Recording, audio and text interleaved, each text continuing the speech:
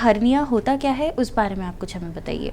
Hernia basically ये होता है जैसे कि अपने एब्डोमिनल कंटेंट्स है, जो भी कंटेंट्स एब्डोमिनल कैविटी में है, जिसके चलते वॉल जो होती है, हर्निया की जो वॉल होती है, जो वीकनेस हो जाती है, वो वीकनेस से जो इंटेस्टाइन या कोई भी ऑर्गन बाहर आ रहा है तो उसको हर्निया कहते हैं।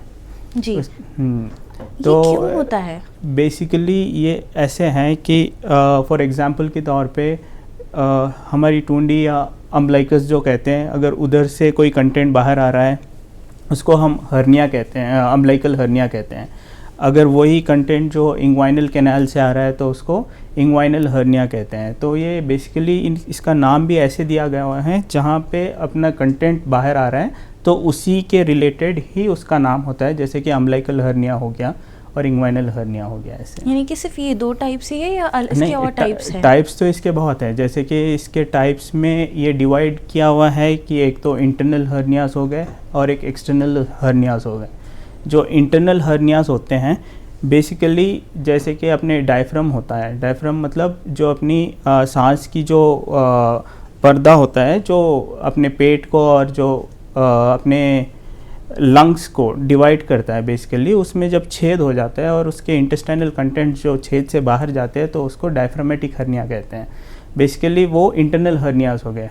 और जो एक्सटर्नल हर्नियास हो गए, जो सूजन हमें बाहर की तरफ दिखता है, तो उसमें अम्बलाइकल हर्निया हो गया, इंग्वाइनल हर्निया हो गया। जो अम्बलाइकस के ऊपर होता है उसको वेंट्रल हर्निया कहते हैं, जो बाजू में होता है उसको लंबर हर्नियास कहते हैं। तो ये हर्निया सारे वाइडली डिवाइडेड हैं और जहाँ जहाँ से वो निकलते हैं उसके नाम के साथ एसोसिएटेड है ये। जी।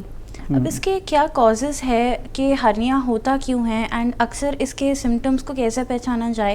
एंड स्पेशली लोग क्या करते हैं कि पहले तो ये सोचते हैं कि ये हमारा ओवरऑल बॉडी फैट ही है, ये कुछ और नहीं है। तो इसको डिफरेंशिएट कैसे करें हम? बेसिकली पेशेंट अक्सर हर्निया के साथ जब आता है तो वो ये कंप्लेंट्स के साथ आते हैं कि सर एक जगह से स्वेलिंग आई है, अनयूजुअल स्वेलिंग आई है और उसमें ड्रैगिंग जैसा सेंसेशन है, ड्रैगिंग सॉर्ट ऑफ पेन है।